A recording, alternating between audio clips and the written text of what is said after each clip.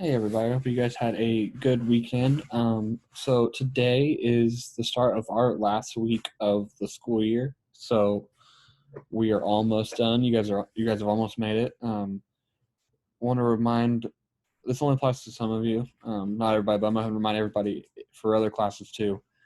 If you have any missing assignments or things you haven't turned in yet, those need to be done fairly soon.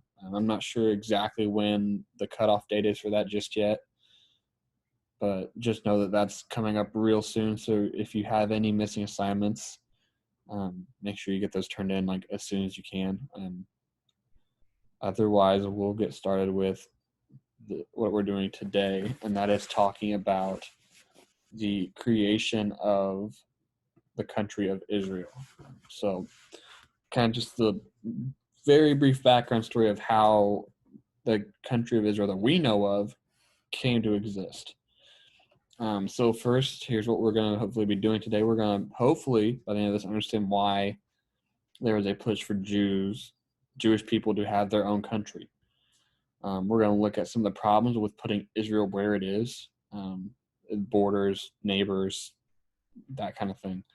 And then we're also going to look at some of the problems that Israel's had with its neighbors since its founding and their attempts to kind of fix those, if you will. So first off, where is Israel? If you didn't know, Israel is located here, right on the Mediterranean Sea, and then they are neighbored by Israel, Jordan, Syria, and Lebanon. Um, so Israel, the country that we know of as Israel, has only been around since 1948.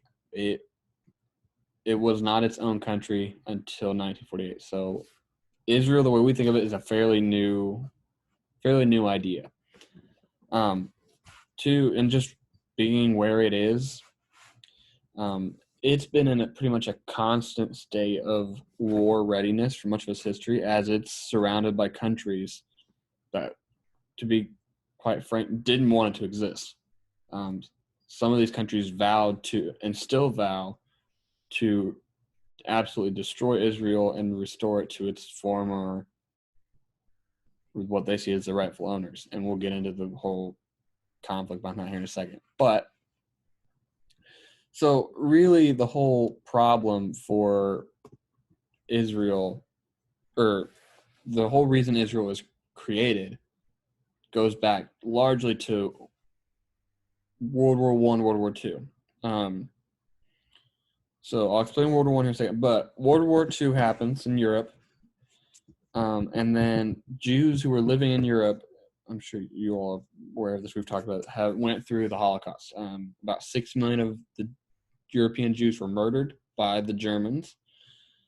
And once people found out about this towards the end of the war, there was a real sense of anger and a sense of, we need to make this right somehow. And this idea being floated around was, well, the Jews need their own country. The problem is, where is that country going to be? So that's where World War One comes in. World War One, the Ottoman Empire had controlled what is today Israel, what's also known as Palestine. After World War One, the Ottomans were defeated, and Palestine became a British-run colony, essentially. So in 1917, the British issued what they called the Balfour Declaration, which essentially promised a nation. They would help create a nation state for the Jewish people in Palestine, what is today Israel. So in 1917, the British, through the Balfour Declaration, promised to help create a Jewish country. That all sounds well and good. The British are trying to help with this. They see this as a good thing. But the problem is, the British kind of promised that land to like 3 other people. They made a promise to the guy in charge of Mecca. They made a promise to the French.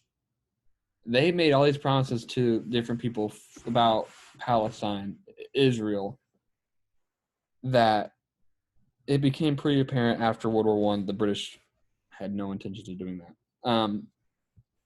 So during the period between World Wars I and II, there was a strong increase in movements by both the Palestinian people living in Palestine, who'd been there for a while, for a couple thousand years at this point, and the increasing number of Jewish people immigrating to Palestine legally and illegally.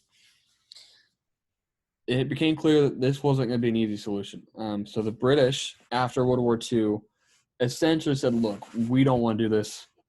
We're going to pass this off to somebody else. And that somebody else just happened to be the newly created United Nations. So Britain's like, hey, UN, here's your first world problem you're going to solve. Fix the Middle East. So what the UN did was they divided the territory of Palestine, which you see here, into two separate states, an Israeli state and a Palestinian state. The area in blue is what was originally the Israeli part of all of this, and then the pink is the Palestinian part. Now, if you look at this and you think, why is it so scattered? And it kind of looks like a jigsaw puzzle, and that's never going to work. Well, you would be right. It doesn't work. But, so for years before World War II, I could talk about, there was some fighting involving Jewish immigrants known as Zionists and Arabic fighters, Palestinians, battling for control over the territory and even fighting the British. The British had to put down a couple revolts in between the world wars. And so that's kind of what led them to realize after the war that this place is more trouble than it's worth. We want to be done with it. And so they asked the UN to draw up the board to fix this. The UN came up with this original border here. Problem is, as you've seen a couple times in stuff we talked about, no one bothered to ask the people living there, the Palestinians largely. No one bothered to ask them, hey, do you mind giving up some of your land for the Jews? Palestinians were and largely still are against the idea of Israel. They don't understand why these people come in and just take land that wasn't even there. They hadn't lived there in thousands of years. We've been living here for like 2,000. This is our land, our country. And so they didn't see how anybody could decide to give up land, especially the UN. And so not only do you have people living in and around the borders of Israel who aren't their biggest fans, but the countries around them aren't big fans either. Egypt, Jordan, Syria, Lebanon even do not like Egypt or Israel. Egypt, for the longest time, refused to acknowledge Israel even existed. And so just the people around them do not like them. Ultimately, however, on May 14th, 1948, the modern state of Israel that we know of was created under the leadership of Prime Minister David Ben-Gurion. So the same day, May 14th, 1948, the United States also recognized Israel as a nation. So May 14th, 1948, Israel is recognized as a nation. Next day, May 15th, they're invaded.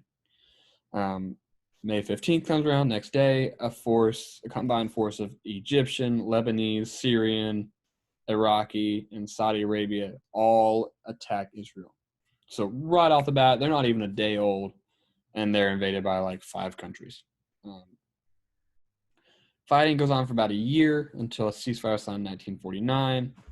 And believe it or not, despite being a very, very young country, Israel actually was able to not only hold off the invasion, but actually gain territory that they didn't have before. So Israel does surprisingly well in this war. They managed to hold off the invasion and actually managed to gain a little bit of territory they didn't have originally. So sucks they were invaded by like 5 different countries, but in the end, they actually come out on top of this. So Israel is like, okay, we're good. Maybe these people will recognize who we are as a country. No, doesn't happen. Like I said, Egypt absolutely refuses to acknowledge that Israel exists. They don't even want to acknowledge Israel has the right to exist. And so for the next 10 years, things are kind of a little on an edge, a little icy about what happens. But 1967 rolls around, and a series of border conflicts between Israel and some of its neighbors leads to another war where, again, the neighbors of Israel all decide to invade. And again, Israel manages to hold off and gain territory. This second war is known as the 6-Day War because it lasted a grand total of 6 days. And within the 6 days, Israel managed to capture all of the Sinai Peninsula here, even parts of the Suez Canal, Gaza, the West Bank, and the Golan Heights. So within 20 years of being created, they fought 2 wars and managed to expand their territory from the first map you saw to all of this. And so this time, it's like, okay, hopefully we got to find a way to fix this. So there were a series of peace attempts made to kind of negotiate a peaceful solution to the problem that is the Middle East. But a few of them have actually come pretty close. We always think of the Middle East as like this unfixable mess of just craziness, but there were a couple times where there actually was a real good chance that they could fix and find a peaceful solution to all this. 2 of the more famous ones are, one of them is known as the Camp David Peace Accords in 1977, which were held in Maryland under the presidency of Jimmy Carter. He invited the president of Egypt and president of Israel to Camp David in Maryland, which is a presidential retreat. And there was a big sign ceremony. Like, this was seen at the time as like the peace agreement. It did settle a few issues. Egypt agreed to formally recognize Israel as having a right to exist. So they managed to get that out of the way. Egypt finally recognized Israel as being a legitimate country. But other than that, the details didn't really work out too well. There hasn't been a new war between Egypt and Israel, but like they're still not the best of friends, and there's still other conflicts going on in the region. So Camp David Accords were fairly close. Another one was known as the Oslo Accords in 1993. It was an agreement between Israel and the Palestinian Liberation Organization, or the PLO. And it was also seen as a sign of hope for the region, but soon after the deal was signed, it became evident that it wasn't going to work the way that it was planned, and pretty soon they started going back at each other again through various violent actions. So Israel still continues to deal with different things.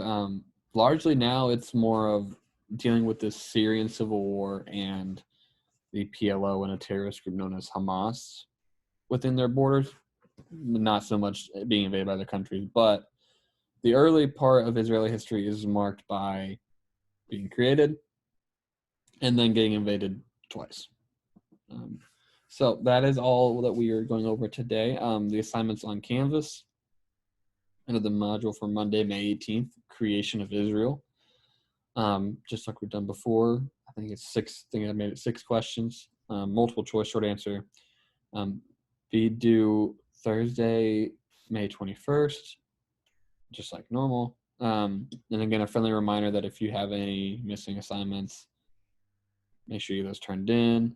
Everything should be unlocked for you guys to access until midnight the 21st, so I believe midnight Thursday. Depending on what happens this week as far as other classes, I may move that a little bit, but for now, plan on that everything being due midnight May 21st. If you have any questions, feel free to let me know via email, Canvas. I'll be happy to help. Otherwise, I hope you guys have a good week. I hope you guys can finish. This is last week, so kind of hang in there a little bit longer, and then you guys are almost done.